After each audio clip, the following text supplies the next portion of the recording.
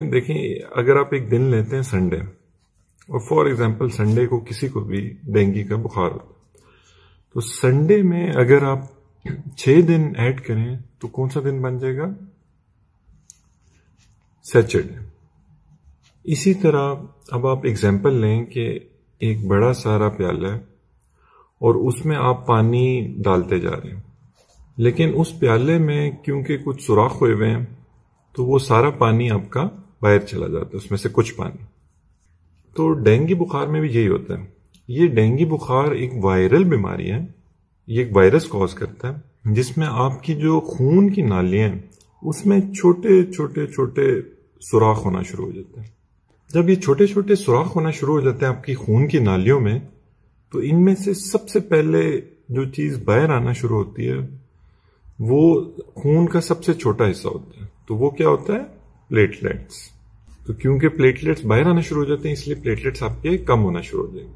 For example اگر آپ کے پہلے دن آپ کے 170 پلیٹلیٹس ہیں تو دوسرے دن جب ڈینگی بخار آپ کو ہونا شروع ہوگا تو دوسرے دن ہو سکتا ہے آپ کے 150 رہ جائیں، تیسرے دن ہو سکتا ہے آپ کے 100 رہ جائیں، اس کے بعد چوتھے دن 75 رہ جائیں، اس کے بعد 5ویں دن 50 رہ جائیں۔ لیکن جب چھٹا دن آئے گا تو یہ آپ کے پلیٹلیٹس چھٹے دن کے بعد، ڈینگی کیونکہ وائرل ڈیزیز ہے تو یہ سیلف لیمیٹنگ ہے۔ یہ سیلف لیمیٹنگ کا مطلب ہوتا ہے خود بخود ٹھیک ہونا شروع ہو جاتا ہے۔ تو چھٹے دن کے بعد دوبارہ آپ کے پلیٹلیٹس بڑھنا شروع ہو جاتے ہیں، لیکن کیونکہ لوگ اس دوران کوئی پتے کھا رہا ہوتا ہے، کوئی کچھ کھا رہا ہوتا ہے، ٹوٹکے کھا رہے ہوتے ہیں، تو ان کو یہ لگتا ہے کہ شاید یہ پتے کھانے سے یا ان ٹوٹکوں سے یہ پلیٹلیٹس بڑھ رہے ہیں، جبکہ ایسی بات نہیں ہے۔ ڈینگی کے بخار ہونے کے چھٹے دن وہ خود بخود بہتری کی طرف پیشنٹ مائل ہونا شروع ہو جاتا ہے۔ اچھا، اب دیکھیں اگر خون کی نالی میں سوراخ ہو رہے ہیں چھوٹے چھوٹے، اور سب سے خون کا چھوٹا کلیہ جو ان سے تھا پلیٹلیٹس، وہ تو باہر آ گیا، ساتھ کیا چیز باہر آنا شروع ہو جائے گی؟ ساتھ آپ کی باہر آنا شروع ہو جائے گی واٹر یا پانی۔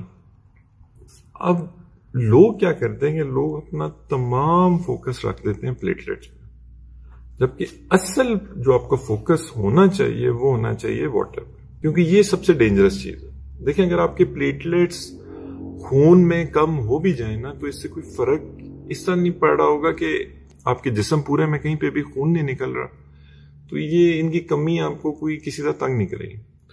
لیکن اگر آپ کا پانی، کیونکہ وہ جب باہر آنا شروع ہوگا اور آپ ڈی ہائیڈریشن میں چلے جائیں گے، تو اب کیا ہوگا کہ آپ کے پورے جسم میں چھوٹے چھوٹے السرز بننا شروع ہو جائیں گے، اور اب کیونکہ وہ السرز بنیں گے تو تب پلیٹلیٹس کم ہونے کی وجہ سے بہت زیادہ بلیڈنگ ہوگی۔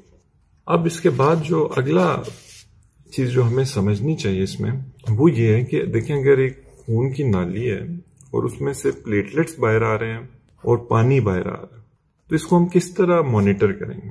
پلیٹلیٹس کا تو آپ کو پتہ ہے کہ آپ سمپل اس میں بلڈ سی پی کرا لیں گے، لیکن جو آپ کا پانی باہر آ رہا ہے اس کو آپ کس طرح مانیٹر کریں گے؟ اس میں سب سے پہلے آپ اس کا بلڈ پریشر دیکھتے رہیں گے پیشنٹ کا، کہ وہ تو نہیں، اس میں تو نہیں فلکچویشنز آ رہی، وہ ایک اسٹیٹ آف شاک میں تو نہیں جا رہا۔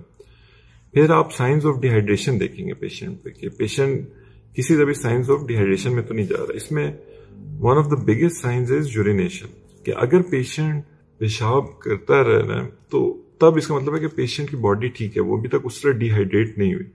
ڈینجر سائن تب ہوگا کہ اگر اس کی یورینیشن اس کو آنا بند ہو جائے، یا اس کا کلر جو ان سا ہے وہ بہت ڈارک ہو جائے، اور خاص طور پہ اگر وہ بند ہو جائے تو یہ ایک بہت بڑا ڈینجر سائن ہوگا۔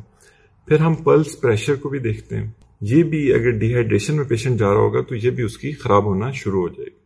ساتھ ساتھ ہم واٹر کو، کہ وہ جو باہر اسکیپ کر رہی ہے اس کو دیکھنے کے لیے کہ وہ کن کن کمپارٹمنٹس میں جا رہی ہے، تو ہم الٹرا ساؤنڈ بھی اس پیشنٹ کے کراتے جائیں گے۔ اب ڈینگی کا ایک ہی ٹیسٹ ہے جو ڈینگی اسپیسیفک ٹیسٹ ہے، DS1 جسے آپ کہتے ہیں، یہ اب پہلے دن سے ڈینگی کے پازیٹیو ہو جاتا ہے، اور یہی سب سے یوزفل ٹیسٹ ہے، کیونکہ باقی تمام ٹیسٹ ڈینگی ہونے کے کچھ عرصے بعد پازیٹیو ہوتے ہیں۔ اب آپ نے کرنا کیا ہے؟ دیکھیں اب آپ نے گھبرانا اس میں اس طرح نہیں ہے، کہ آپ سمپلی آپ فوکس کریں گے آپ پیشنٹ کو کس طرح میکسیمم ری ہائیڈریٹ کر سکتے ہیں، اور کس طرح آپ اس کو ڈی ہائیڈریٹ ہونے سے بچا سکتے ہیں۔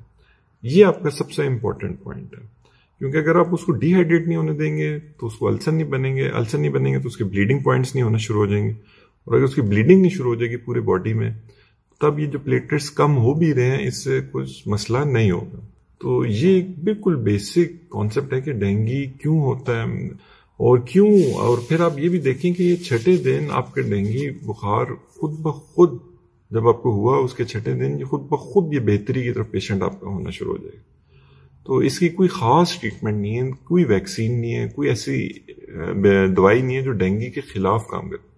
ہم نے بس صرف پیشنٹ کا جو واٹر لیول ہے، جو اس کی ہائیڈریشن لیول ہے، اس کو مانیٹر کرتے رہنا ہے کہ وہ اس کا کمپلیٹلی ٹھیک رہے.